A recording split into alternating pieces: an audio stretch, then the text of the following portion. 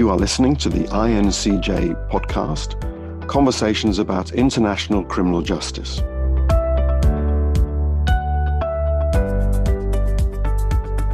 Hello, everyone, and a very warm welcome to the first episode of our podcast series, Living Criminal Justice Research.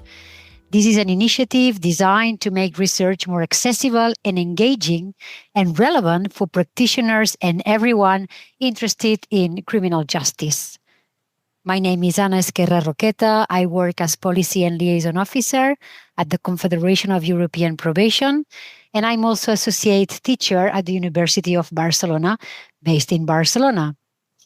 Today, together with my colleague Jeffrey, we are really pleased to welcome our guest, Kyle Hart. Kyle is a Senior Probation Officer with His Majesty Prison and Probation Service and a training lead in the West Midlands. In this episode, we will be exploring Kyle's research on the early termination of community orders based on positive progress, looking at why this practice remains relatively rare despite its potential to recognize rehabilitation and support a more proportionate sentencing. And now I'm pleased to give the floor to my colleague Jeffrey. Thank you very much, Anna, for this brilliant introduction and also for your kind invitation. My name is Jeffrey Janjan. I'm from the Netherlands, working at the place The Hague. I worked for around 8 or 9 years as a probation officer by myself. And nowadays I'm a policy advisor and also a dual PhD candidate at the University of Leiden. Thank you so much. Kyle, would you like to add something in what I said? Would you like to please introduce yourself? No, thanks for such a detailed introduction. In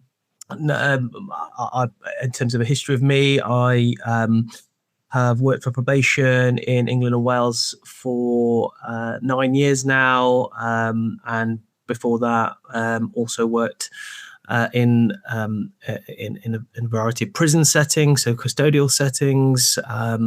I've always worked in the criminal justice service since my time at university, so since around the age of 21. And I've worked in various different areas in England and Wales, mainly across the East and West Midlands. And as I say, in custodial settings too.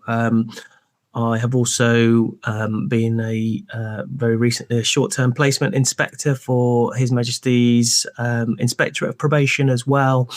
And this particular research project that I'm talking to you about today in regards to early terminations for good progress was completed as part of the HMPPS Community and Criminal Justice Leadership Master's degree, which concluded in February of this year, so February 2026. And the dissertation that I wrote about was all about early terminations for good progress, which I know is a big topic at the moment, a hot topic at the moment, with all the sentencing review changes that are currently underway in England and Wales.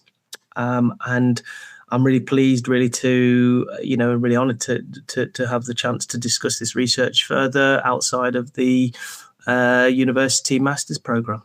So thank you. Thank you. Thank you, Kyle. I think that's a very broad and robust experience, Kyle. Very nice. Thanks, Jeffrey. Cheers.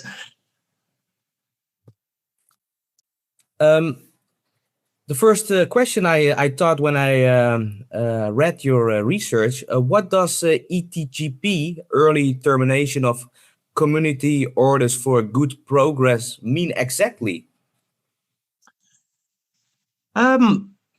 So early terminations, I mean, ETGP stands for Early Terminations for Good Progress. It was an abbreviation that I used in the research report. but early terminations for good progress, it's when a community order, it's specifically a community order, because you can't terminate, licenses, for example, early for good progress. If this topic and my research is all around community orders specifically. And early terminations for good progress is when a community order is ended before its planned finish date, because the person on probation has already achieved the aims of that sentence. So, like, reduce their risk, they've engaged well, and they've made meaningful life changes. So yeah, I suppose in simple terms, ETGP, early terminations for good progress, is about recognizing when a supervision has done its job, and ending that order is at the right time. Okay, and why is it so important to use ETGP in probation practices? Yeah, so ETGP, I mean, this has always been something which probation officers have had the power to do, but in practice, so despite it being a sound, legitimate and lawful aspect in policy, it's something which in practice is rarely used, I should say. There's a clear gap basically between policy and practice in regards to early terminations for good progress. So this was something that I saw from my own practice experiences. As a probation officer myself, I regularly returned orders back to court on the grounds of good progress. I felt that it was very much a real good motivational tool for somebody on probation to be able to, work towards. Yes. And again, this was something that, like I say, in my own practice, when I was managing a caseload, I used very regularly. But then I did also notice myself, that not many other practitioners, knew about this, did practice this aspect really. Rarely sort of returned their cases to court for good progress, and it just, I suppose, when it comes to thinking about a dissertation topic, I thought this is something which I think is underutilized and isn't as widely understood, maybe. And I just wanted to, delve further into practitioners' decision making, specifically around their cases when it comes to consideration of who they're putting forward for early terminations, and as well as analysing decision making, and why people maybe aren't doing this so much. Look for ways to improve this area of practice. And it's worth saying at this point that so the Ministry of Justice statistics that are available online show that that cases being put forward for early terminations or being terminated early on the grounds of good progress, only 7% of cases on the probation caseload, according 7%. to Wow. 7%. Yeah, so a really small number. And this has been highlighted, like I say, in the MOJ statistics, but also in HMIP, in their outcome studies as well. In terms of looking at the outcomes of people on probation, that they recognise that there's a quite a small number, like I say, 7%, that are being terminated early on the grounds of good progress. And I thought that looks strikingly low. And I thought, okay, if I can research, as I say, practitioners' thoughts around this and why, maybe what is not being done and how we can improve this aspect of practice, that would be really beneficial. And also added to that, as well as that statistic being sort of a key driver for the research, and a key point of evidence, the independent sentencing review that concluded last year and is now driving our Sentencing Act reform changes that are currently underway in England and Wales. The independent sentencing review actually discussed in the report the need for probation as a service to focus more on outcomes as well as input into the service. There needs to be a stronger emphasis on outcomes as well. So again, the combination of these other bits of literature really drove my interest in this topic. And as I say, already has a strong legal and ethical basis. But yeah, only a small minority of cases are actually being terminated early in practice. Yes, very yes. important research. Yeah, it sounds very interesting, really. Actually, in order to continue in what you are saying, your research shows that early ending of community orders is possible, as you said, but it does not happen very often, 7%, if I well understood it. Why do you think that is? Oh, interesting. I mean, again, relying on some of the data within the research, really. So some of the themes that come out of the research were around, a strong organizational emphasis on risk management that shapes decision making. So, practitioners, they described participants, I should say, because not everybody within the sample was a practitioner. Some were managers and some were also leaders as well. So the research captured views from not just practitioners on the front line, but also, managers and leaders. But, some of the themes that came out of this research were, that strong culture of defensibility and quite rightly public protection. Understandably carries significant weight, but it just meant that practitioners would then I suppose acting in an environment where this aspect of probation practice, this ability was being sort of I suppose sidelined for other priority areas. Which was really interesting because, I suppose early terminations for good progress, and they say that the underpinning research and literature shows that it's actually a key driver for rehabilitation, and can really support identity shifts and, support people's onward progression in life after probation intervention. But yeah, practitioners felt that keeping people on probation was in some cases the safer option. So that was one aspect, and there was also practitioners, managers and leaders spoke quite a lot about the operational pressures within the service that create barriers to early termination applications. So there's a lot of waiting lists to go back to the courts. There's lots of waiting lists for programs, for example, and intervention work. So that ability to actually be able to support people's progress is constrained, I suppose, in that way. So the system constraints make progression difficult, and then sort of over time these challenges really reduce the confidence that practitioners and participants, I should say, had in the applications that would then progress, throughout within workable timeframes.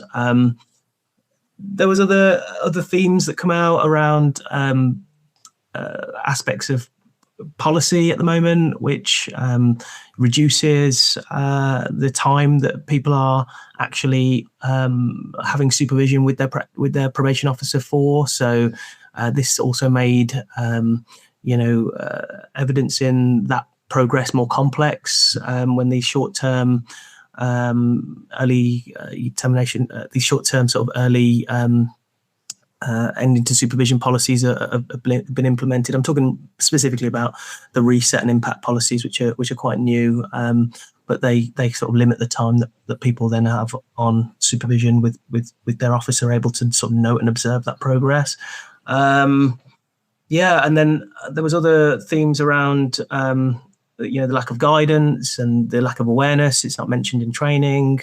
So new staff didn't know that this was even a possible tool at their disposal to take an order back to court early on the grounds of this progress. This case making meaningful progress. And again, I should say that this wasn't all about identifying problems. There was some solutions that came up within the study as well, and there's lots of discussion about that in the report. Yeah, regarding what you said, I just wrote down two things, like something that it really made me think about identity shift. And I'm linking this to the distance. And actually, a question that I already had in mind is that, do you think that recognizing positive progress can help people build a new identity away from offending and, let's say, minimize the effects of what they say pains of probation or probation pains? Would you like to talk a little bit about it? Yeah, no, I think you've definitely drawn the right connection there to desistance, and desistance theory. I think early terminations for good progress is certainly something that can help, shift identities, especially because, again, I'm thinking of other academics and scholars, specifically, Shad Maruna and other desistance theorists that have spoken about the importance of endings in probation, and how well the order ends and that experience for that person on probation ends can have that lasting impact as they then, are expected to go and reintegrate back into the community. Having that,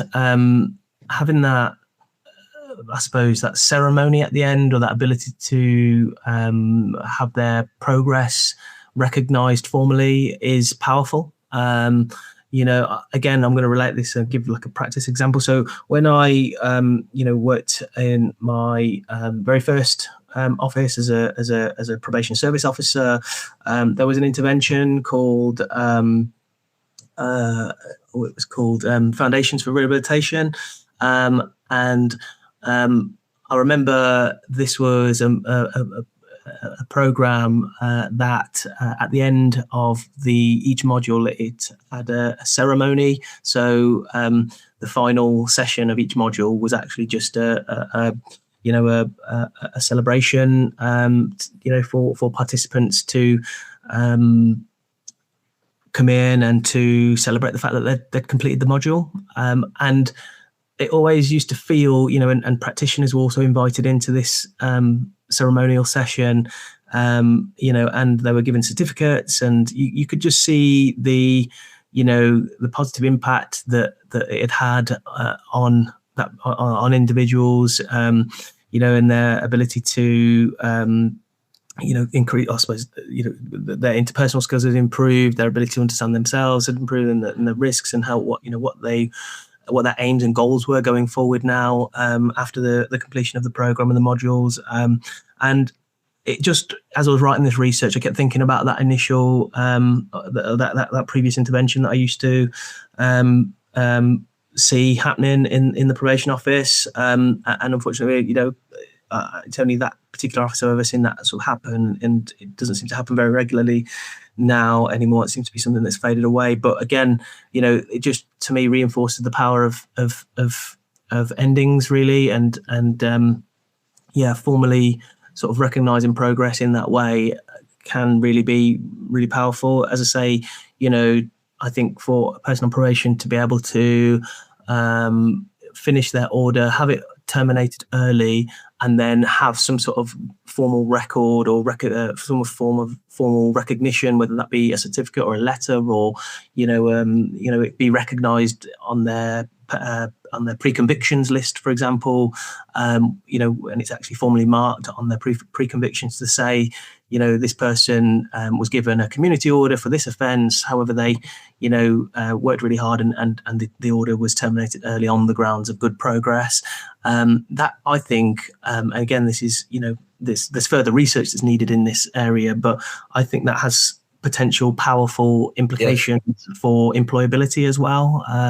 And also, I suppose the impressions that it can have on this, I suppose, wider sentencer confidence and public confidence in the service to, support people with actually making meaningful progress. So, yeah. It almost sounds like a kind of an reward effect for our clients. Absolutely. I completely agree. I had this in mind. And I think that in terms of self-confidence, identity, this might have a huge impact. Really, I think that this is a good practice to be shared around Europe. Yes. Oh, I mean, that's great. If you think so, I mean, well, what happens in other areas? I'd be interested to know. Is this something that you see happening in your respective jurisdictions? Yeah, because I was thinking that, for instance, in Catalonia, community work sentences are generally completed in full, and with fewer formal opportunities for early termination based on progress. And while I was reading your summary and dissertation, and while you were talking, I thought, oh, this could be a good example to be implemented in other jurisdictions. Jeffrey, I don't know how it's working in the Netherlands, but in the Netherlands there is also something like ETGP, but there's also very low use because probation is always linked at a risk culture, and risk thinking is dominant, so it's very complex to use GTP structures. Yeah, I think as well, and this discussion has made me think actually, and Jeffrey, you just mentioned it there. I think you said that it's almost like a reward. Now, whilst I think yes, I suppose you could say or argue that it could be seen as a reward. I think I'd be really cautious about it being promoted as a reward, because we still have to remember that these people, have been given a sentence for committing a crime, and people, the public, will want to see that there is an element of punishment to that. Yes. And I think this is where I think early terminations for good progress gets a little bit thorny, because it can be viewed as something that is, I suppose, a reward or leniency. But I think if we reframe that to it being actually a recognition of progress, rather than it being outright reward, but a recognition of progress and a recognition that the sentence objectives have been achieved, and the purpose of the sentence has been attained, if you get what I mean. So I think there's some more reframing if this was to progress in other ways. I think we'd have to be really mindful of the way it's framed and the language used around it as well. Yeah, this is also very interesting. And continuing building in what Jeffrey and Kyle said, I'm thinking that for a person that has always been labeled as offender, person who has committed an offense, wherever, at the end of the sentence, get just recognition, or they say, hey, you have been behaving good, well. That's also super powerful in terms of identity, self-identity. Yeah, thank you so much. It brings a lot, actually, your research, not only in England and Wales. I think that also around everywhere. Yeah. And what are your hopes for the future? I mean, I would love to see more research done on this topic.